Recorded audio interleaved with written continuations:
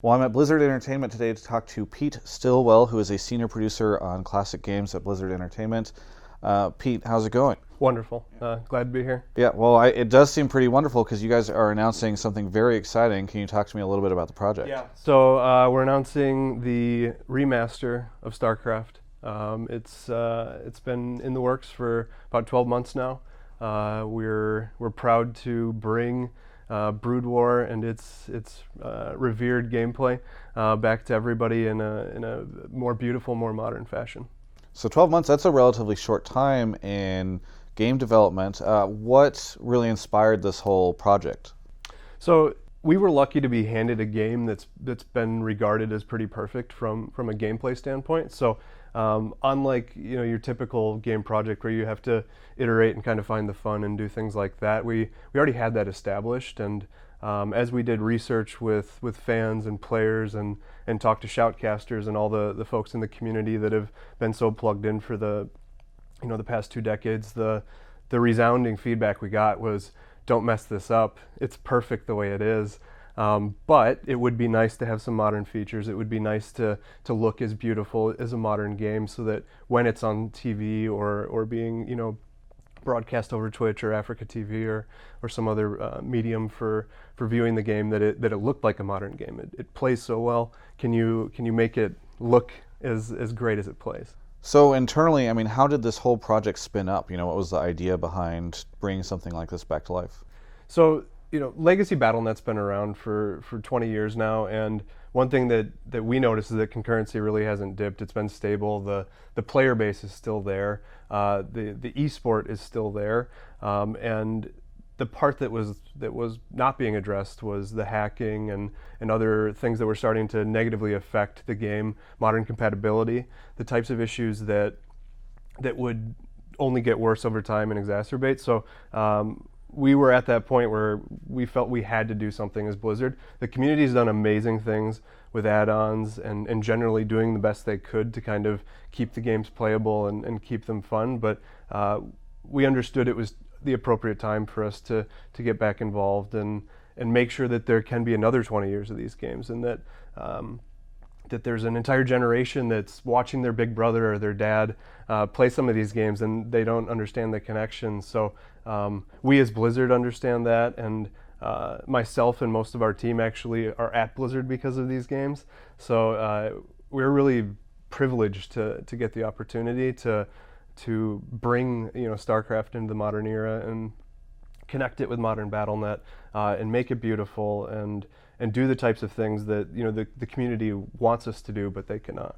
So you mentioned that the team here at Blizzard actually went and talked to some of the stakeholders in the esports, or at least in the StarCraft community, shoutcasters included. Can you talk to me a little bit about what that experience was like? Yeah, of course. About 14 months ago, when we decided to see what the viability of this project was, we went to Korea. It's the place where the game is still played the most. It's the place where the esports are most vibrant around the game. And we understood they are going to be the most tuned in and the most demanding about what is the state of StarCraft and where should it be.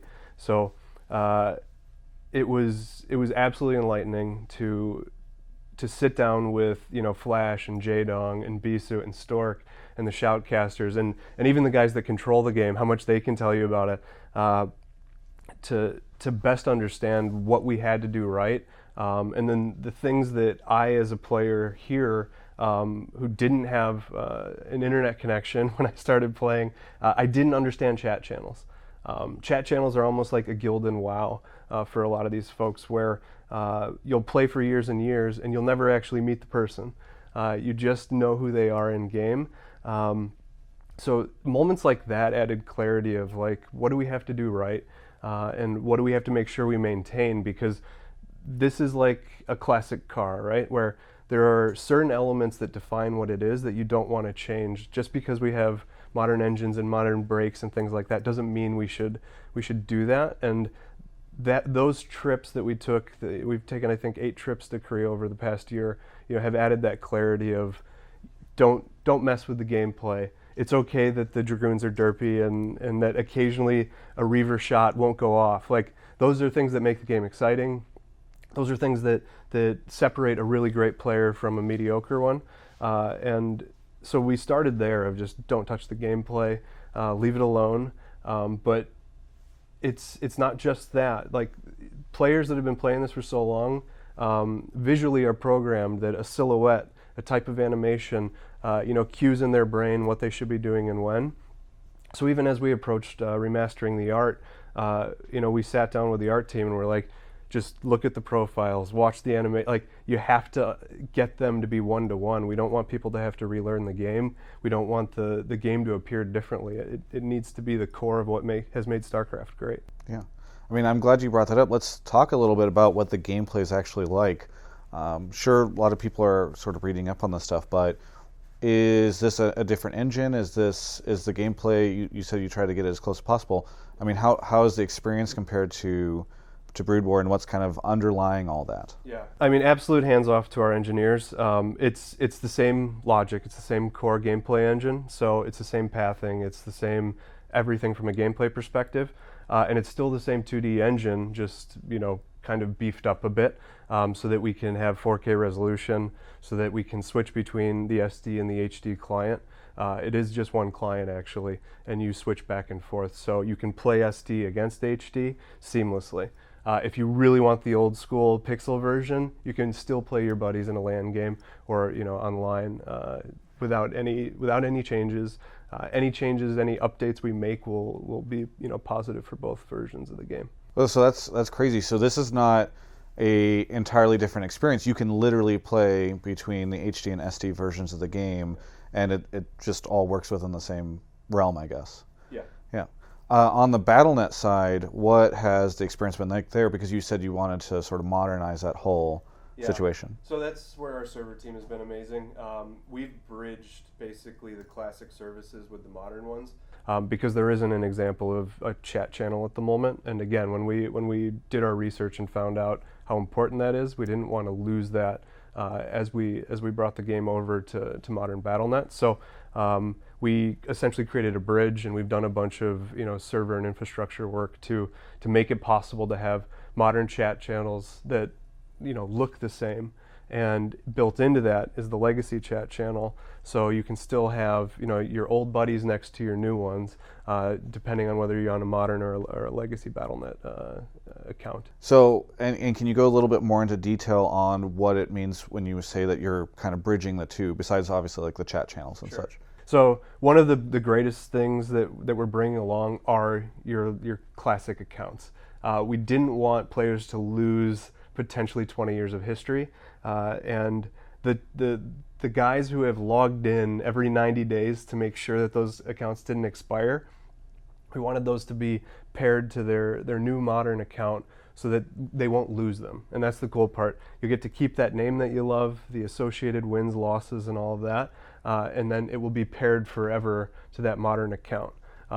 Think like a WoW server where you just pick the gateway, and then underneath it you have your characters, right? So similarly, you'll be able to log into US West or KR1 and just select, this is the one I'm going to play today, or I want to link my old one to it, and then that'll be forever saved. Yeah.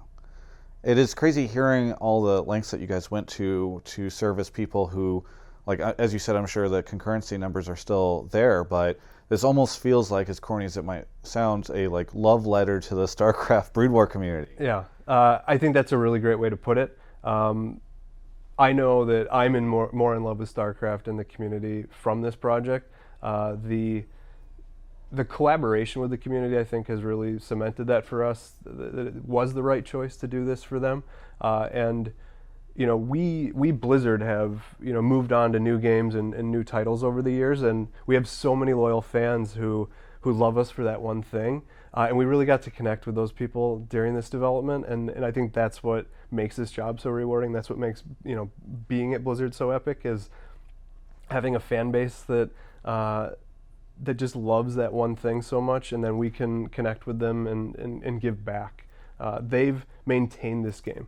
Like, whether it's Fish Server or the ASL with Africa, like, we have these awesome support groups within the community that that do so much great work for us and with us to promote the game and keep it vibrant, and to get plugged back in with that and feel a part of that is really, really phenomenal.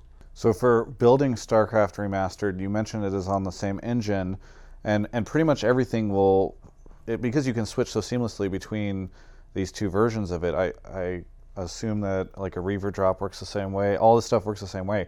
Was it as simple as bringing in artists to kind of just revamp the look of it, or what really went into, I don't want to say rebuilding, but remastering the game?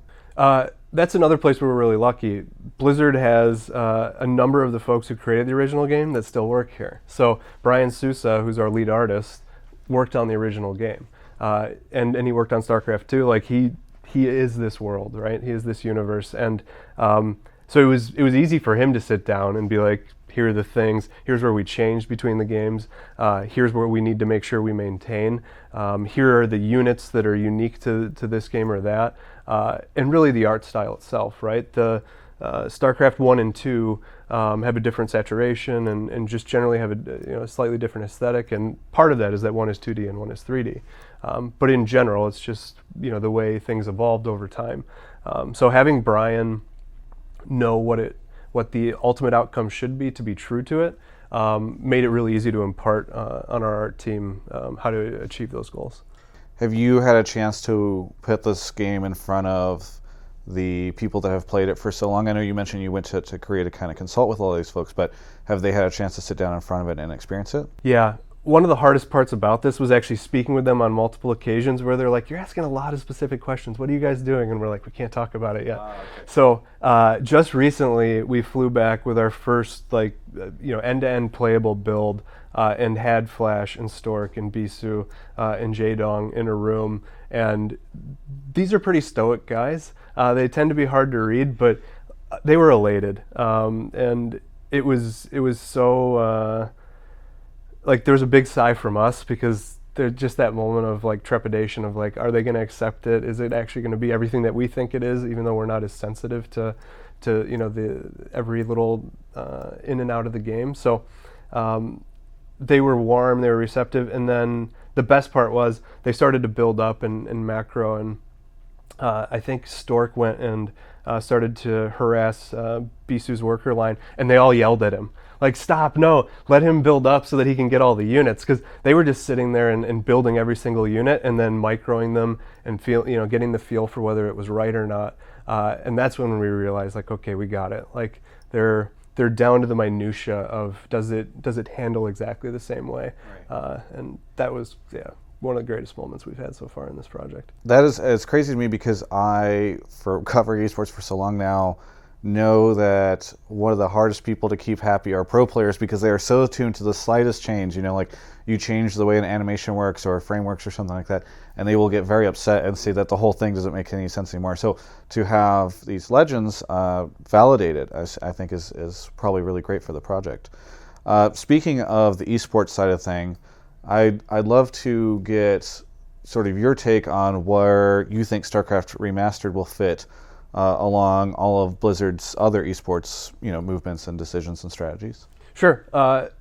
Obviously, the remaster makes it a graphically more of an equivalent to a modern game. So we think widescreen support also will really help with playing it on modern TVs or modern computers. So there's hopefully going to be more broad appeal to folks who maybe are new to the game, so that's exciting. But mostly we have an established community. There are folks who don't want to stop watching Brood War, who don't want to stop playing Brood War, and I think this unlocks that ability long term.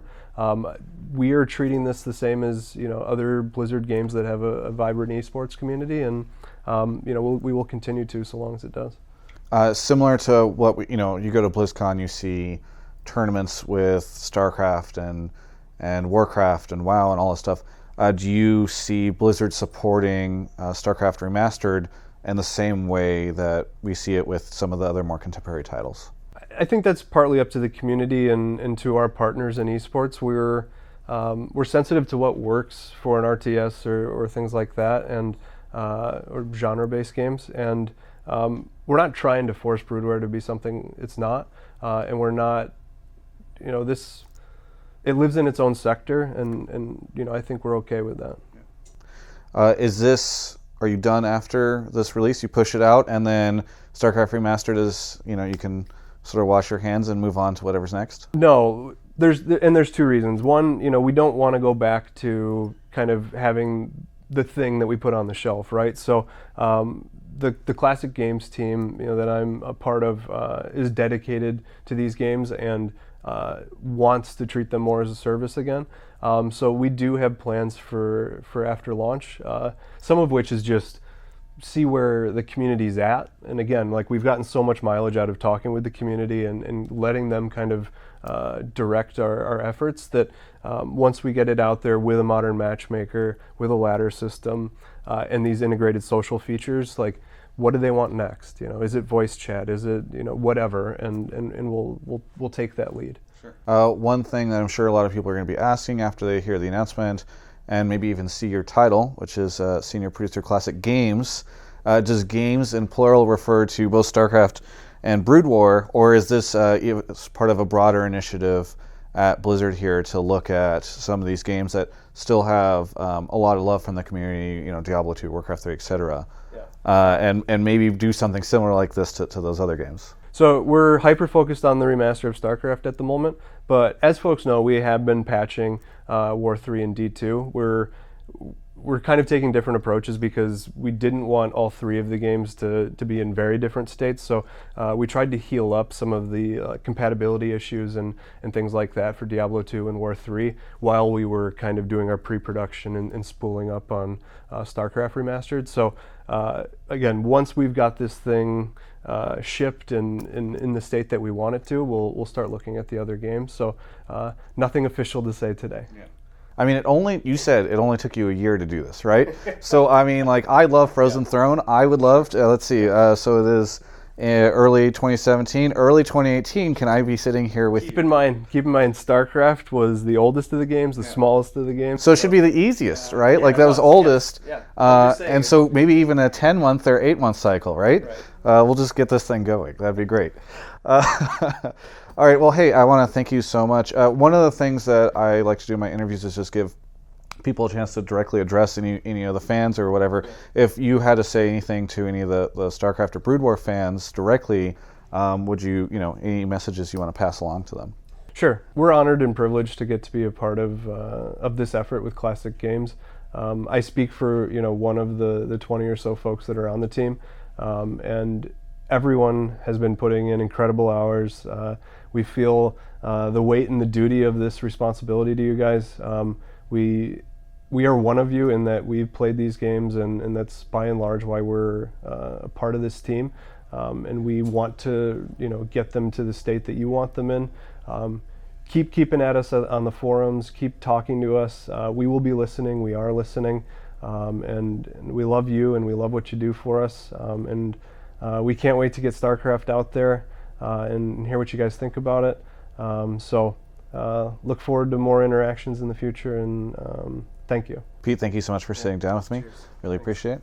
For everyone else, you can check out more coverage of all things esports, including StarCraft Remastered, here at Yahoo Esports.